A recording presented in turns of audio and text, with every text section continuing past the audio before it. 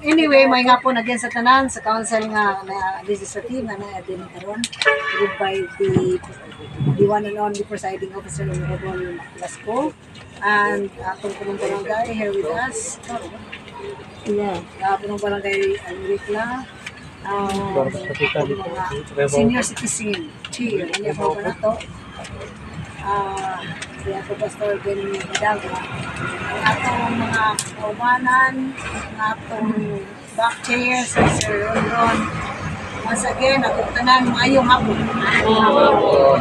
Siguro makainumdum ta ganito din o nabinbin na nalaman tungod kay lahi ang ta nga design ang hinuon, no? Kaya itong ihalo itong design sa base bahay, kawan sa inyo, pero kayo malangan man. Naman takagwan nagwakwat kay ang atong accomplishment, di monitor, o bata makasugod, dakong problema itong fund disbursement kung will monitor. So, nagpadadyon ta, anyway, kung doon na pailain program, doon na pailain projects, wasig ato itong ma-partner kauban sa atong partner nga base bahay. It is a design na resilient kayo, especially maayo kayo nga design para sa mga natural calamities, natural disaster. Binugman, bagyuman, maayo to. But then, makasiguro man po with a very good foundation, with a very good construction sa atong partner, ang mao'y nakabid ang atong Algamon Construction, tested naman. So, thank you so much. Kung hinaut mi nga ma-deliver natin exactly, ma-deliver natin exactly ang atong project, kay this is the most need around sa atong mga partners sa development ng atong Tubahon People's Council.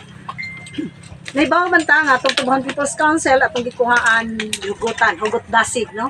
Ang atong People's Council this time manghinaot ko nga usa sa mga request, usama ni sa mga kinahanglan, dili lamang ordinary na request. Mao ni mga usas mga pinakahinahanglan sa atong Tubahon People's Council na topiko gawas anang ilang mga great war nga naghimo tag landmark using the vision and objective of Tubahon People's Council mo nang natay murals to follow this building.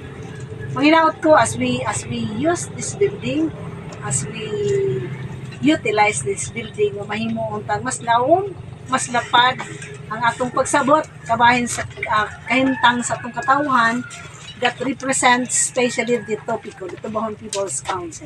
Punta, dili nilayo, o dili ni makapalayo sa atong mga kaubanan sa council, nga topiko, o sa mga membro, because we have, I think, 42.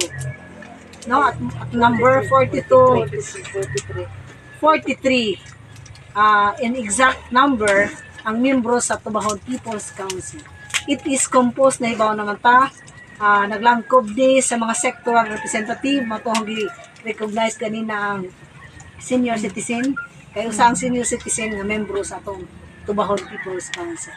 The farmers, the fisher folks, the women, the youth, PWD, LGBTQ, ang atong women sector, no? Manahan to. O sa tanan nga naglangkob into sectoral representative. Nasayod tang tanan nga kanang mga katawhan o sektor nga atong kauban kanunay, sila'y nakapadasig ug sila'y pinaka-rason ngano magpadayon ta sa pagpangalagan. Mahibaw ta nga gani kauban nato si Kagawad Bayang, no? Kauban nato karon represent sa San Vicente kay siya may pinaka-area, no? Siya may pinaka-area inyo maning karabitang kanunay mga tana, asa man ang area San Vicente. So og sa ang atong bisan ang atong uska, si kapitan na lamay gipapirma, no, kay San Vicente lagi. So i-correct siguro nato ang ubang documents, but then nasayod ta nga San Vicente is the center of government, no, the offices. So manghinaot ra ko nga mas masabtan na tuglawon unsay papel, unsay kabahin, unsay sa atong People's Council, sa atong governance. Aside tong tanan nga we stick into a very more developed, no? Kay pagandoy man na, pagandoy na malamang gani ko no di ka man kay katunga ra. Dakuon kay katagak-tagak nagapoy katunga. So mangandoy ka guskagat, mangandoy ka guskagatos 200 sa. Ang pagtagak ana mo ra gihapon the 100. So manghinaot ko na tong tanan balik ko na ho. The People's Council being our pusher dili sa drugs, dili pusher for development, no? Para mas mudaghan mulambo og nasayod ta nga ang pag-access sa fund that the government and the people itself goes through kung aga atong budgetor ana is the People's Council.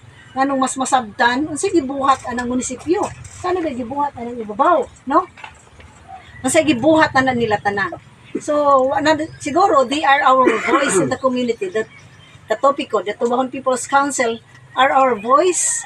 Sila'y busis nato sa katawhan. Manghinaot ko nga unta being the voice of the development, the voice of the people, nga kamo ang mutabang namo into informing our community kung sige buhat nato tanan, no? Aron kamo man mismo makahibaw nga naningkamot ta nga ma-develop, maningkamot ta pagatod og kalambuan alang sa katawan. Dili man perfect, pero naningkamot ta tama sa to ginhawa. Matoy kanunay gani na gingon nga we offer ourselves. We offer our single minute into serving people. So manghinaot ko nga sa pagpangalagad namo ug kinsaman namo sa katawhan o sa tibuok katawhan sa Tubahon, unta nakita ninyo unsa kalawom among commitment, unsa kalawom among paningkamot nga makabuot ug maduol ang katawhan og sa gobyerno. Dili na kanunay mangutana unsa gibuhat anang munisipyo, no? So at this point, challenge po na mong tanan being the servant. Unta, we are really the servant leaders, no? Manghinaot ta nga watay na nadihado nga kinaburi, way sektor nato nga gibiha, way sektor nato nga gideprive pag-access sa kalambuan nga naa nato karon sa lungsod sa Tubahon. Nasayod ta, we have that very minimal amount into our national tax allocation share nga mayroon na kadto, but we ensure that to the last centavo atong mahatod, atong mahatag kay mao man atong damgo nga kalambuan ug kausaban sa Tubahon, no? Kausaban sa Tubahon dili lamang na sa istorya ra. It is not just in the tongue, but it should always be in the heart. So manghinaot ko balik ko na ho, watay gidihado dapat. So this time kauban sa atong mga council, manghinaot mi nga we are straight looking forward unsa pay kalambuan nga atong gipangandoy tanan, dili unta ni tinagsa, unta ni very unified in heart, not just in the lips, being the servant leader. Naghanap tong kauban nga siguro hangtod karon nga andoy pang mahikuyog kauban sa Topiko, manghangyo ko sa Topiko Council karon that we encourage others to be involved. No, kanang gitawag makisama, kanang makikauban, makigduyog. Unsay pangandoy sa lungsod sa Tubahon 5 years from now, 10 years from now. Asa na to ihatod? Unsay atong gustong hatdan? Unsay gusto na itong itsura?